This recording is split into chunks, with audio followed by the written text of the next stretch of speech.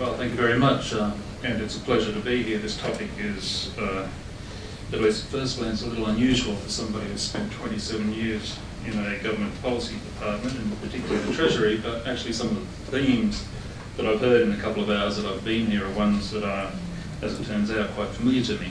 This is also the first speech I've ever given in the capacity of a director of a private corporation, and that's so that's quite unusual space for me as well.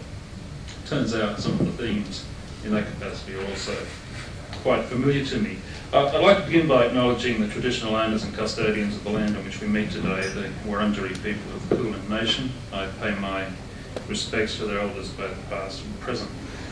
Today, you've heard a lot about shared value, the notion that corporate responsibility in today's world is not about philanthropy, or even strategic giving as such, or just about managing risk and reputation. It is about those things, but more importantly, it must be seen as an innovative way to do business. It legitimises and it recognises the important role that businesses play in addressing societal needs.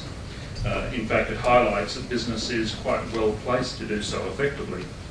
And it challenges the mindset that for an organisation to create social value, it must sacrifice commercial or economic value.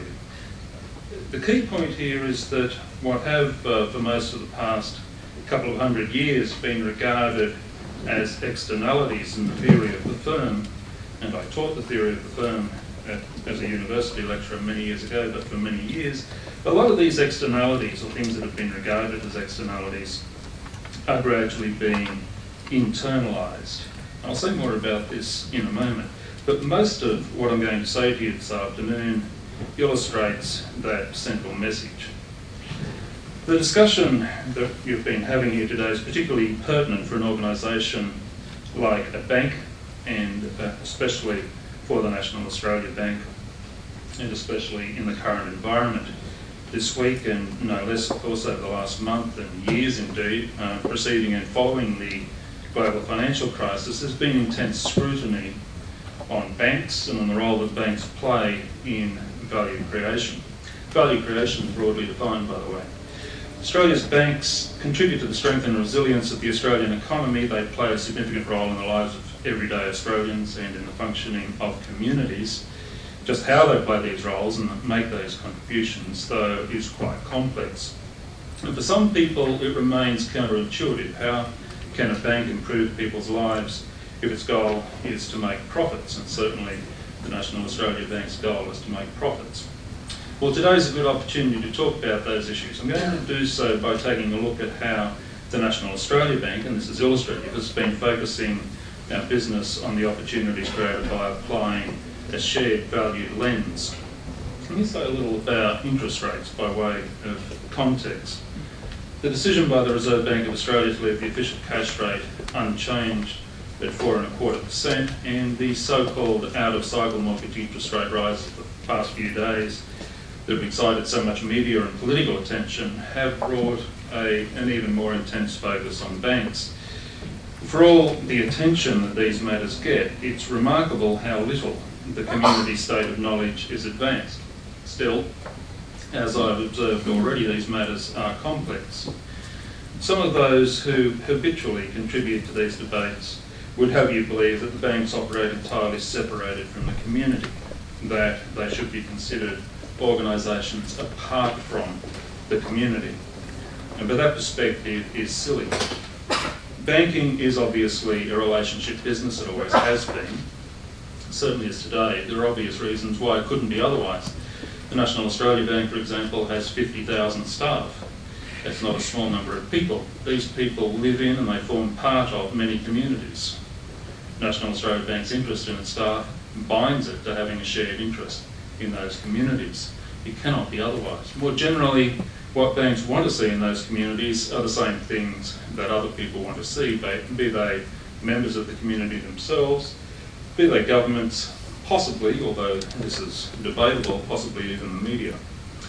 Banks want strong, stable economies, and strong, stable economies that support sustainable jobs. Banks want to see businesses of all sizes grow, they want to see opportunities generated, they want to support innovation, and they want to see communities that provide worthwhile jobs for current and future generations.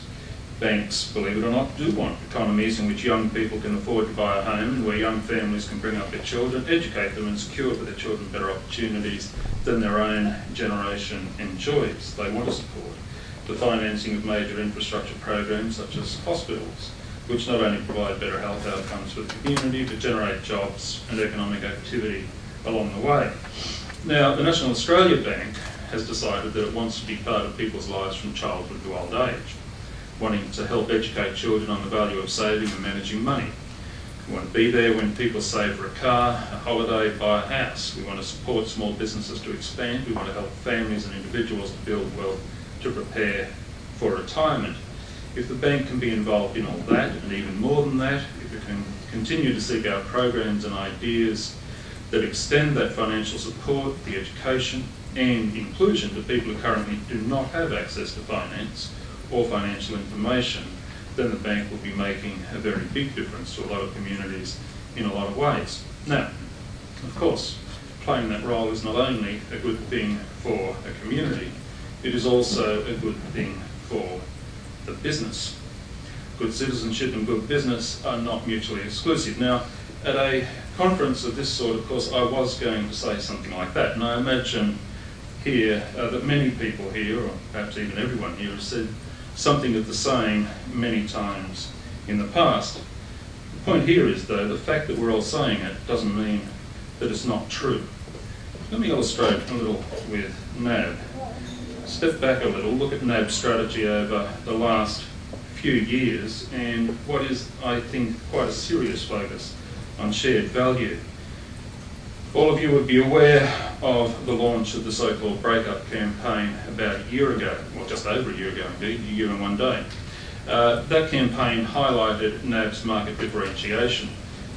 In fact, NAB had been operating differently from the other big four, and we wanted people to know that that was the case. Part of that differentiation was on the matter of fairness.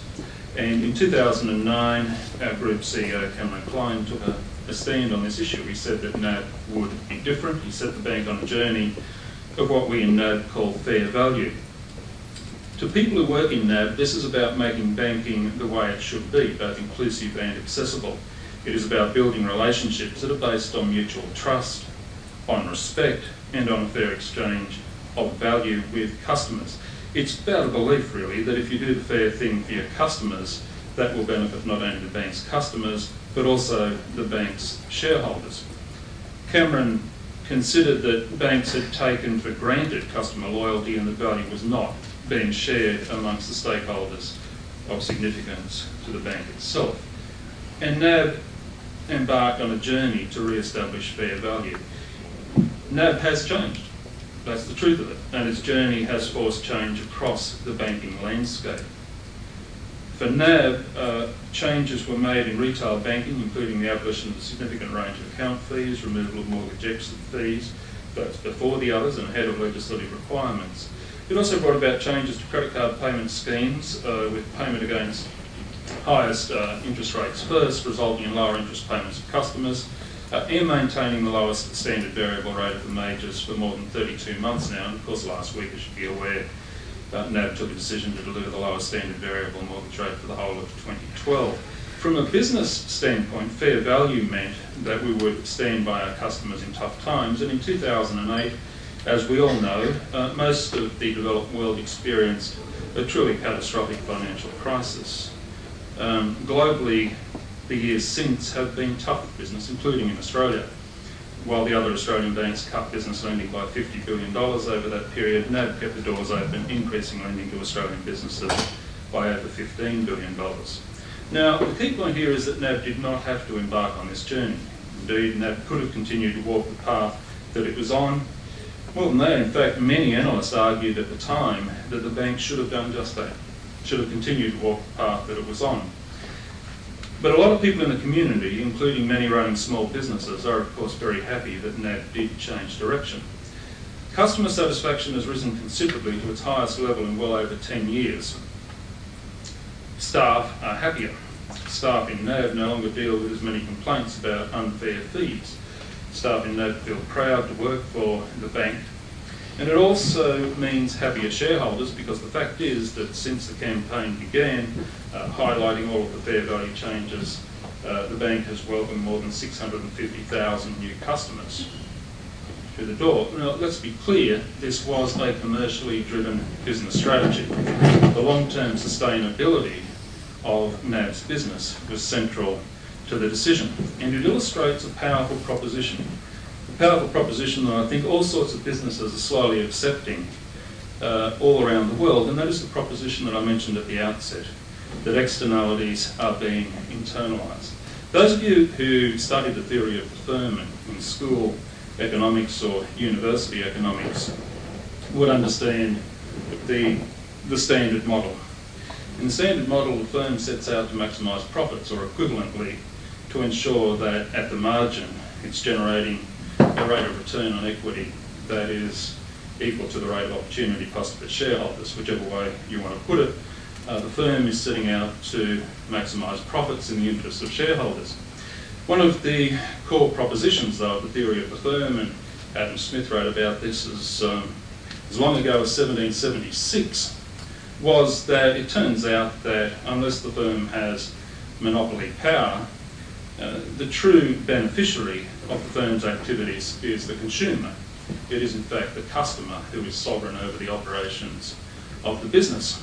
But in that traditional model of the firm as the business, the activities of the business operating in the interests of shareholders, in fact satisfying the interests of customers, the operations of that business might generate externalities, might generate negative externalities. For example, it might be a business whose activities pollute the waterways or whose activities pollute the air. It could be greenhouse pollution, it could be some other form of pollution.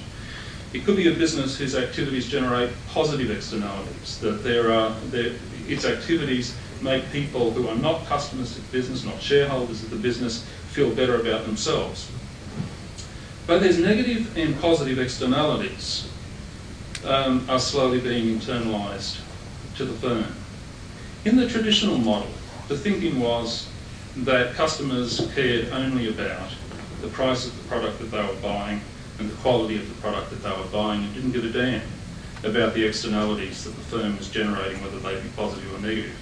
In that traditional model of the firm, the same was thought true of shareholders. That is, that shareholders cared only about the returns that they were getting on their investment in the firm, that the shareholders didn't give a damn about the positive or negative externalities that the business was generating. Any business that really thinks this way today